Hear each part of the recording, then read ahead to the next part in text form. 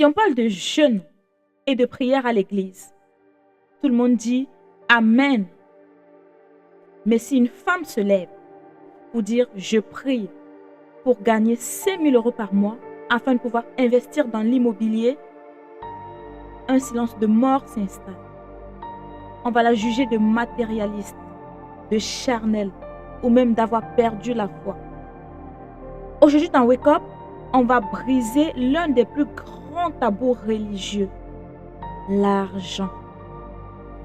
On va voir pourquoi être fauché ne te rend pas plus sainte et pourquoi Dieu a besoin des femmes financièrement puissantes pour cette génération. T'es prête? Installe-toi, prends ta tasse de thé et on y va!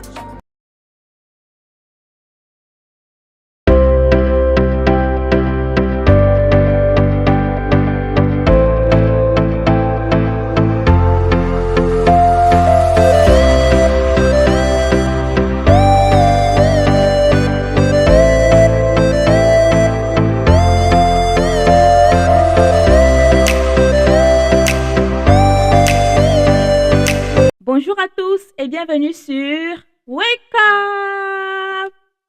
Alors, aujourd'hui on parle d'un sujet crucial, on parle d'argent. Il faut savoir, je suis conseillère en gestion de patrimoine privé et professionnel et donc aujourd'hui, je parle de mon tout premier poste. J'ai été recrutée dans la toute première banque dans laquelle j'ai travaillé. Lors de mon entretien d'embauche, je n'ai pas pu ou alors je n'ai pas su négocier mon salaire. J'étais timide, j'étais naïve et ce qui comptait pour moi n'était pas forcément de vendre mon excellence, c'était juste d'avoir un emploi. Donc voilà, l'entretien s'est super bien passé, le contrat est signé, tout est correct, je rentre à la maison, je suis hyper contente. Et voilà, donc je commence le travail. Je commence à fréquenter, en effet, des personnes au même titre que moi, donc des collègues de service au même poste que moi. Et au fur et à mesure, je me rends compte en effet que je suis sous-payée pour le travail que je fais. C'est-à-dire que le salaire qu'on me paye ne vaut pas ce que je fais. Maintenant, qu'est-ce que je fais? J'attends alors l'entretien annuel. Et là, je me dis, bon, durant l'entretien annuel, j'essaierai de voir comment négocier mon salaire, comment demander une augmentation. Cependant, j'ai encore cette petite voix qui me dit, mais non, demander une augmentation, non, contente-toi de ce que tu as. Tu as déjà un salaire, tu subviens à tes besoins, aux besoins de ta famille, c'est largement suffisant. L'ambition, c'est mondain. Non, Auréole, tu es une fille pieuse, tu es une religieuse, tu es une sainte. Contente-toi de ce que tu as. Jésus même n'avait rien, il n'avait même pas un endroit pour poser sa tête. Jésus était Dieu sur terre et pourtant il est né dans une étape. C'est cette petite voix religieuse qui m'aidait à me conforter dans cette posture. Et donc, l'entretien annuel est arrivé. J'avais des excellents résultats, vraiment une possibilité de me vendre et de demander ce que je mérite. Mais je n'ai rien demandé. J'ai passé mon entretien. Tout ce que j'ai reçu de mes responsables, c'était les félicitations. Vraiment, Auréole, nous sommes fiers de toi. Nous sommes fiers du travail fourni. Continue comme ça. Et en entreprise, bien évidemment, si tu ne demandes rien, tu n'auras rien. Si tu ne sais pas te vendre, tu n'auras rien. On t'achètera au prix auquel tu te vends. Et voilà donc l'entretien se termine. Et je rentre chez moi tranquillement. Je suis fière. J'ai eu des éloges. Mes managers sont fiers de moi. C'est OK. Le déclic arrive quand? Quand je commence à avoir des projets. J'ai envie de créer une entreprise. J'ai envie d'ouvrir un orphelinat. J'ai envie d'aider les gens. J'ai envie de participer à des projets, de soutenir des associations. Et j'ai des amis qui viennent me poser des problèmes. Mais vraiment, le déclic, c'est quand une amie très, très, très proche de moi est venue me voir pour me poser un problème. Elle traversait une période financière extrêmement difficile, je dirais même critique. Elle vivait dans une situation de précarité. Maman célibataire avec un enfant et elle risquait de se faire expulser de son logement parce qu'elle avait des aérés de loyer. J'ai écouté et je me suis dit, tiens, écoute, vraiment, je te comprends, je compatis, je vais prier pour toi. Et quand elle est partie, je me suis sentie mal parce que le je vais prier pour toi n'allait pas payer ses factures, parce que la manne n'allait pas tomber du ciel. Et ce jour, je me suis dit, quelque chose doit changer. On entend tout le temps, l'argent est la racine de tous les maux. C'est faux. La Bible dit dans le livre de 1 Timothée, le chapitre 6, que c'est l'amour de l'argent qui est la racine de tous les maux. Donc le problème n'est pas l'argent. Le problème n'est pas le billet de banque en lui. Il n'a vraiment pas de problème. Le véritable problème, c'est la place que ce billet de banque occupe dans ton cœur. Donne 1 million d'euros à un égoïste, il deviendra un tyran. Donne ces mêmes 1 million d'euros à une femme de Dieu généreuse. Elle bâtira des orphelinats. Elle financera des écoles. Elle bénira sa famille. Le royaume de Dieu a besoin de l'argent des justes. Donc en réalité, l'argent n'a pas de morale. L'argent ne change personne.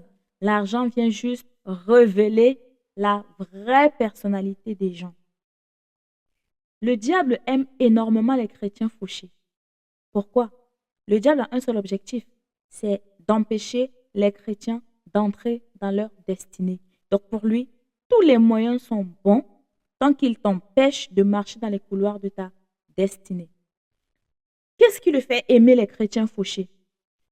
Parce qu'un chrétien fauché passera 90% de son temps à stresser par rapport à ses factures, par rapport à la scolarité de ses enfants. Mais comment je vais faire? En fait, toute son énergie est concentrée sur comment est-ce que je vais gérer mes factures, comment est-ce que je vais payer la scolarité des enfants, comment est-ce que je vais payer mon loyer, demain on va faire comment, l'avenir, il est énormément stressé et l'énergie est concentrée et consommée par ce stress. Alors qu'un chrétien libre et indépendant financièrement concentre tout son temps à chercher, à entrer, à bâtir, à travailler pour l'accomplissement de sa destinée. La maison de Dieu a besoin de l'argent des justes. Et être indépendant financièrement, c'est vraiment la possibilité de se lever, d'accomplir sa destinée sans attendre le OK de son banquier. Explorons les Écritures. Allons dans le livre de Matthieu au chapitre 25. On parle là de la parabole des talents. C'est une parabole que j'aime énormément. Un maître va en voyage. Il donne des talents, ou je dirais en fait de l'argent, puisqu'on parle de l'argent. Il donne de l'argent à 3 de ses serviteurs. 2 serviteurs décident d'investir et de multiplier cet argent. Et le troisième joue la carte de la fausse humilité. Il prend cet argent, il va enterrer. Et quand le maître rentre, quelle est sa réaction? Il félicite ceux qui ont investi. Et que dit-il donc au troisième? Il traite le troisième serviteur de méchant et paresseux. Et la conséquence, il lui retire même le peu qu'il avait. Dieu est un Dieu de retour sur investissement. Il s'attend à ce que tu multiplies les ressources, les opportunités et le cerveau même qu'il te donne. Gérer ton argent avec intelligence, le faire fructifier, est un acte de profond respect avec Dieu. Prendre ce qu'il te donne pour investir, c'est vraiment une manière de le respecter, de respecter Dieu, de l'honorer. Ne sois pas ce serviteur méchant et paresseux, timide, je dirais, qui prend son potentiel, qui le cache sous la terre par peur de l'argent.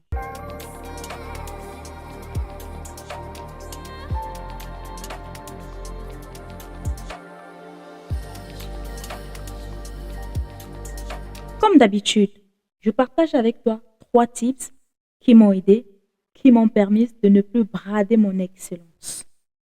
Premièrement, arrête de parler pauvreté sur ta vie. La Bible dit que c'est de l'abondance du cœur que la bouche parle. Et la Bible dit aussi, les bénédictions et les malédictions sont au pouvoir de la langue. Arrête de dire de toutes les façons je suis toujours dans le rouge ou alors l'argent me brûle les doigts. Arrête. Arrête avec ces paroles dévalorisantes. Arrête avec cette manière de parler de l'argent. L'argent va là où il est respecté et bien géré. Donc, à partir d'aujourd'hui, arrête de brader ton excellence. Deuxièmement, négocie ta valeur. Ne sois pas timide.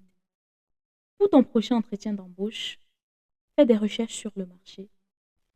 Respire un grand coup. Annonce ton prix. Demande ce que tu vaux et laisse l'autre parler. Ne brade plus ton excellence. Dis-toi que tu es une excellente gestionnaire des ressources de Dieu. Troisièmement, éduque-toi financièrement. La prière ne viendra pas remplacer l'éducation financière.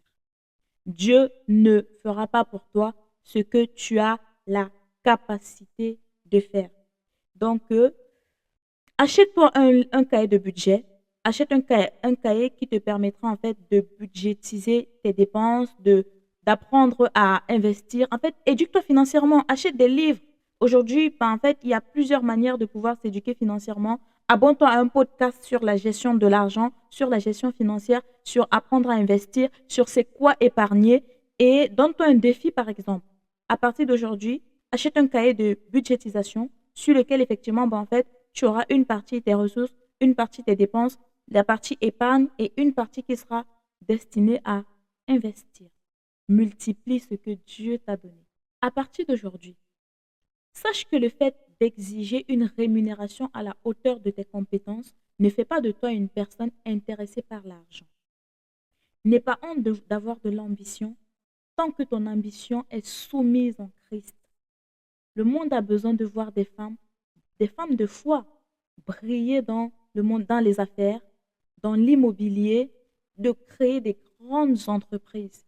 Pourquoi est-ce que les femmes qui croient en Dieu, les femmes de Dieu, les femmes de foi doivent toujours être celles-là qui sont catégorisées dans la mendicité, dans la médiocrité, dans tout ce qui est mauvais?